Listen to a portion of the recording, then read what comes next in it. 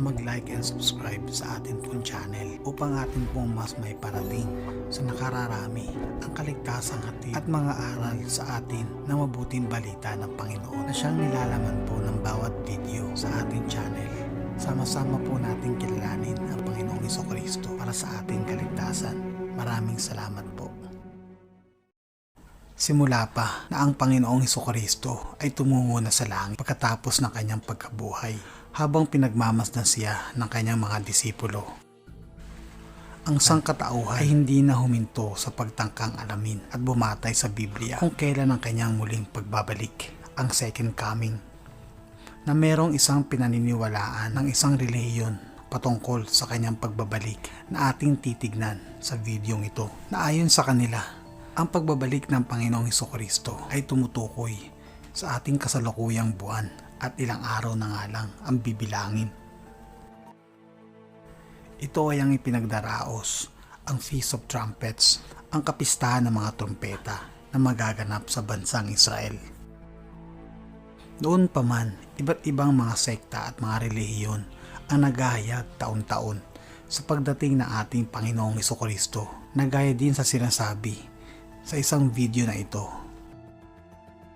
Now, I never say, thus saith the Lord, on such and such a day Jesus will return. I've never done that. I've always said this is just a guess and this is just a fun Bible study, because I do not believe it's wrong to look for his appearing and to study the Bible and talk about, hey, what if it's today, or what if it's tomorrow, or what if it's... I think that's what we should be doing. What in the Bible is it like? Marriage. Ang mangangaral na nagsasalita sa video ay si Robert Breaker, isang pastor na ilang beses na din tinatangkang alamin ang araw ng pagdating ng Panginoong Hesus. Subalit, alam naman natin ang sinasabi sa Mateo, ngunit tungkol sa araw at oras na yaon, walang makaalam, kahit ang mga anghel sa langit, kahit ang anak, kundi ang Ama lamang. Hindi naman din sinasabi ni Robert Breaker na siya ay tiyak sa kanyang analysis patungkol sa oras at araw na magaganap ang second coming ayon sa kanya. Bagkus sinasabi lang niya na ito ay isang paraan lang din para pag-aralan ng Biblia, at bilang isang tagasunod ng Panginoong Hesukristo, inaasam natin sa hinaharap ang araw ng kanyang muling pagbabalik upang ating masaksihan ang lubos na kaluwalhatian at ang ating kaligtasan na kanyang ihahatid. Kaya mahalaga ang ating alamin kung ano ba ang sinasabi sa Biblia patungkol sa pinakamahalagang araw na iyon. Sa Mateo, ngunit tungkol sa araw at sa oras na yaon, walang makaalam, kahit ang mga anghel sa langit, kahit ang anak, kundi ang Ama lamang. Na binabanggit naman ni Robert Breaker na ayon sa kanya, ang mga salitang ito ay sinabi ng Panginoong Hesukristo sa mga tao noong panahon na iyon, noong siya ay nasa lupa pa lamang. Pero ngayon na siya ay sumalangit na sa kanan ng Diyos Ama, nagkaroon na sila muli ng pag-iisa, kaya't ang kaalaman ay naging iisa na rin.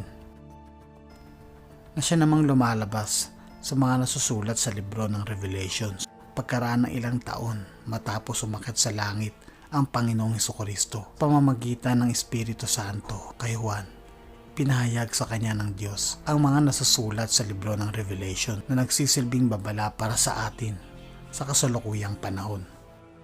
Alalahanin mo nga kung paanong iyong tinanggap at narinig, at ito'y tuparin mo at magsisi ka, kaya't kung hindi ka magpupuyat ay paririyan akong gaya ng magnanakaw, at hindi mo malalaman kung anong panahon paririyan ako sa iyo.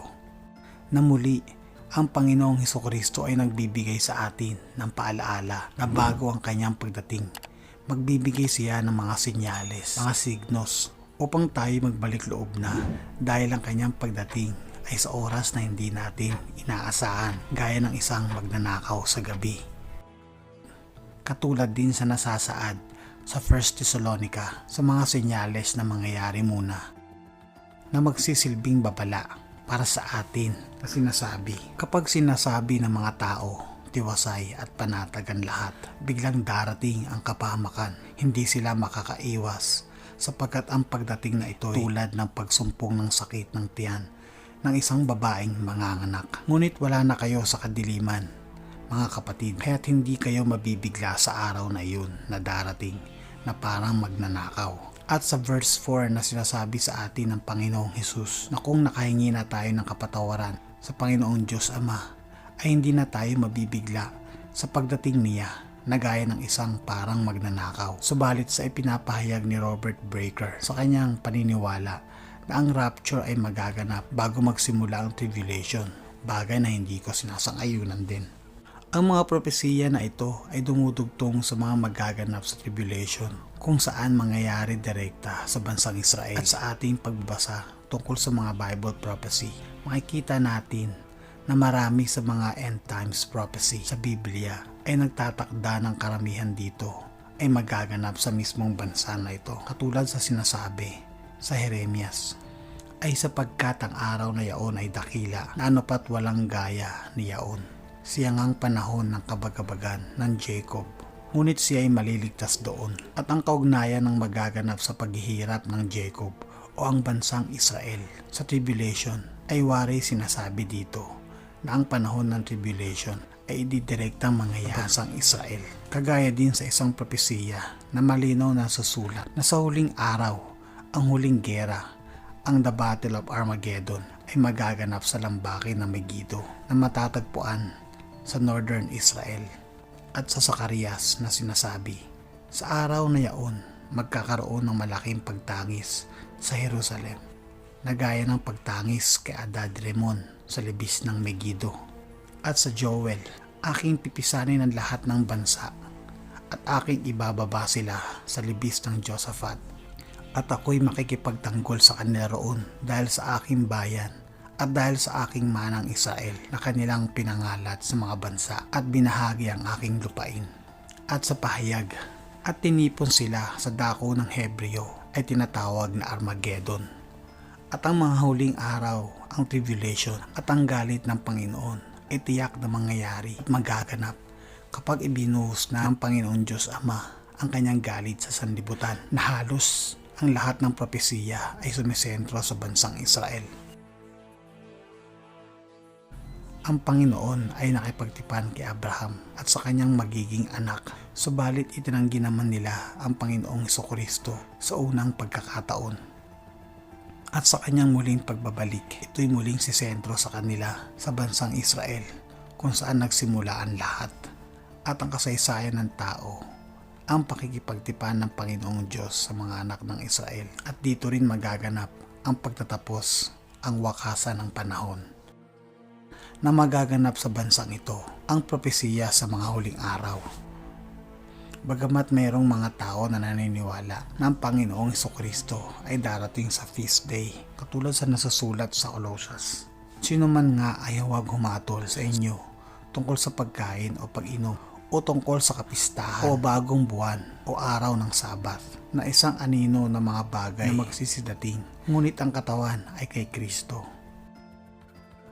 Noong dumating ang Panginoong Hesukristo, siya ay naging katuparan sa marami sa mga batas, sa mga propetang nauna sa kanya. Ang feast day na sa ating panahon, ito ay kinikilala ng mga Jewish o mga Hudyo sa bansang Israel at sila ay totoong naniniwala na ito ang araw ng muling pagbabalik ng Panginoong Diyos. Ang Feast Day of the Trumpet ay isang Jewish holiday na tinatawag din nilang Rosh Hashanah. Ang pagsisimula ng holiday ay minamarkahan sa pamamagitan ng pag-iihip ng shofar, isang uri ng trumpeta na gawa sa sungay ng isang ram. Ito ay pinapatunog ng maka-100 beses kada araw sa loob ng kapistahan. Ang Feast of Trumpets na sinasaad sa banal na kasulatan ng Biblia bilang ang araw ng paghukom o Judgment Day, ang araw ng pagbabalik ng Panginoong Hesukristo. At sa araw na ito sinasabi kung saan bubuksan ng Panginoong Diyos ang libro ng buhay upang matukoy kung sino ang mapupunta sa bagong langit at mamamatay naman ang sino man na wala ang pangalan sa libro. Naayon naman sa sinusunod ng Feast of Calendar ng mga Jewish observances of the 7 feasts of the Lord, which are Passover, unleavened bread, first fruits, Pentecost, trumpets, atonements, and then the Feast of Tabernacles. It is interesting to note that the Hebrew word for feast is moed, which more literally translated means divine appointments. And more importantly, all 7 feasts point to and are fulfilled in Jesus. These feasts are separated into 2 seasons, the spring feasts and the fall feasts. Jesus was crucified on Passover. He was then buried on the Feast of Unleavened Bread and resurrected on the Feast of First Fruits. 50 days later, the Holy Spirit was given to us on Pentecost. Now, the entire human race exists between the feasts of the spring and fall, which represent the church age. The Lord is harvesting believers and patiently beckoning those who will follow him until the fall feasts come. These fall feasts are to be fulfilled in the second coming of Jesus. And the first of these is the Feast of Trumpets. And this represents, I believe, the rapture of the church, while the Feast of Atonement represents the second coming, and the Feast of Tabernacles represents the kingdom age of the Lord. We want to celebrate as a church the Feast of Trumpets. Jesus himself said, "Behold, I am coming quickly." Ang susunod na kapistahan ay tumutukoy sa buwan ng Setyembre na kanilang pinagdaraos taon-taon. Kung ating babasahin kung ano ang nasusulat sa propesiya sa mga huling araw, maliwanag na tinutukoy roon ang kinalaman ng Feast of the Trumpets bago ang pagbabalik ng Panginoong Jesucristo. Gaya ng nasusulat sa 1 Thessalonica na sinasabi, sapagkat ang Panginoon din ang bababang mula sa langit, na may isang sigaw, may tinig ng arkanghel, at may trumpeta ng Diyos, at ang nangamatay kay Kristo ay unang mga bubuhay na magmuli. At sa Mateo, sa hudyat ng malakas na tunog ng trumpeta, susuguin niya ang kanyang mga anghel sa 4 na sulok ng daigdig at titipunin nila ang mga hinirang mula sa lahat ng dako. At sa Korinto, sa isang sandali, sa isang kisap mata, kasabay ng huling pag-ihip ng trumpeta, sapagkat sa pagtunog ng trumpeta, ang mga patay ay muling bubuhayin at di na muling mamamatay. Babaguhin tayong lahat. At sa mga huling magaganap na sinasabi sa atin ng banal na aklat, kapag binuhos na ng Panginoon ang kanyang galit dito sa sanlibutan na walang sino man sa ating lahat ang gugustuhin makaranas noon, ang araw ng kapigatian na ito na ipinaliwanag sa atin sa pamamagitan ng 7 bowls, 7 seals at ng 7 trumpets, at ang magiging koneksyon nito sa second coming ng Panginoong Jesucristo, na ang Feast of Trumpets ay isang malaking kaganapan bilang hudyat bago ang araw ng kanyang pagbabalik. Subalit ang Feast of Trumpets na isang Jewish holiday ay magaganap muli sa darating na September 15 at 17. Ilang araw na lang mula ngayon. Sa mga araw na ito, kanilang pinaniniwala ang magaganap ang 3 natitira pang huling kapistahan, ang Rapture, ang Judgment Day, at ang pagdating ng bagong kaharian, na hindi naman pinapanigan sa kung ano ang nakasulat sa banal na aklat ng Biblia. Sa Mateo, ngunit tungkol sa araw at oras na yaon, walang makakaalam, kahit ang mga anghel sa langit, kahit ang anak, kundi ang Ama lamang. At bilang isang tagasunod ng Panginoong Jesucristo, ito ay inihahayag niya sa atin upang tayo ay magkaroon ng sariling paghahanda para sa ating kaligtasan, na huwag po tayong pakasiguro kung ano ang nagagawa natin ngayon ay magagawa pa rin natin bukas. Kung ano ang pwede nating gawin para sa ating ikaliligtas ng ating kaluluwa ay gawin na natin at huwag na nating ipagpabukas pa. Kung nalalaman lang po natin kung kailan mangyayari ang mga ito, hindi po ba'y ang bawat minuto ay napakahalaga? Mas lalo na kung hindi pa natin ito nalalaman. Hindi po ba? Dahil tiyak na ang Panginoong Diyos lamang ang may kakayahan na magdikta sa kung ano ang mangyayari sa hinaharap, sapagkat siya lang ang may hawak ng lahat ng oras, ng panahon, at ng lahat ng magaganap, sapagkat siya ang pinakadakilang Diyos na lumikha sa ating lahat. Ang banal na aklat na isinulat ng mga propetang sinalooban ng banal na espiritu upang ipahayag ng Panginoong Diyos sa lahat ng tao at hindi sa ilan lamang ang buong katotohanan ng kaganapan sa ating kasaysayan at ang mga huling magaganap bago pa matapos ang kapanahunan. At ang pagbabalik na ito ay maraming beses na ding nabanggit sa atin ng Panginoong Hesus sa Timoteo. Mangagpuyat nga kayo sapagkat hindi ninyo nalalaman kung ano ang araw paparito ang inyong Panginoon. Sa gawa na nangagsasabi naman, kayong mga lalaking taga Galilea, bakit kayo'y nakakatayong tumitingin sa langit? Itong si Jesus na tinanggap sa langit mula sa inyo ay paparitong gaya rin ng inyong nakitang pagparoon niya sa langit. Sa 2 Timoteo, kaya naghihintay sa akin ang koronang gantimpala para sa mga namuhay ayon sa kalooban ng Diyos sa araw na iyon. Ang Panginoon na siyang makatarungang hukom, ang siyang magpuputong sa akin ng korona, hindi lamang sa akin, kundi sa lahat ng nananabik sa kanyang pagbabalik. At ang pagbabalik ng Panginoong Jesucristo ang pinakamahalagang araw sa ating lahat na naniniwala sa Kanya, ang pinakadakila at pinagpalang araw, sapagkat ang araw ng pagliligtas ay magaganap na. Wala nang magdurusa, wala nang kapighatian, wala nang kahirapan. Kanyang papawiin ang ating mga luha, sapagkat ang pag-ibig sa atin ng Panginoong Diyos na ating Ama ay tunay na lubos, at ang pagdating ng Panginoong Hesus ay gaya ng isang magnanakaw na sa oras na hindi natin inaasahan. Kaya mga kapatid, pagsumikapan po natin na muling kilalanin ang Panginoong Jesucristo, hindi lang sa ating pagsasalita, kung hindi sa pamamagitan ng ating gawa.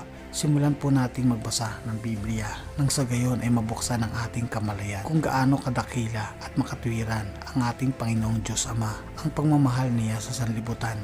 Kaya ay pinagkaloob niya ang kanyang nag-iisang anak para sa ating kaligtasan, na sa araw ng kanyang pagdating walang makaalam ni numan kundi ang Panginoon Diyos Ama lamang.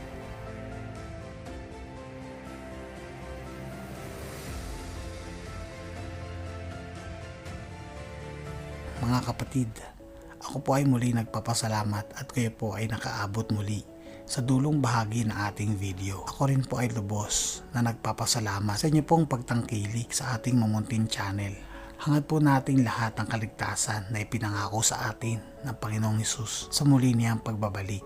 Kaya't pagsumikapan po natin, huwag po nating sayangin ang pagkakataon na mabuhay pagpakailanman kasama niya. Magdasal po tayo palagi at tumawag sa kanyang pangalan. Kilalanin po natin ang ating manunubos, ang ating Panginoong Jesucristo. Maraming salamat po. God bless.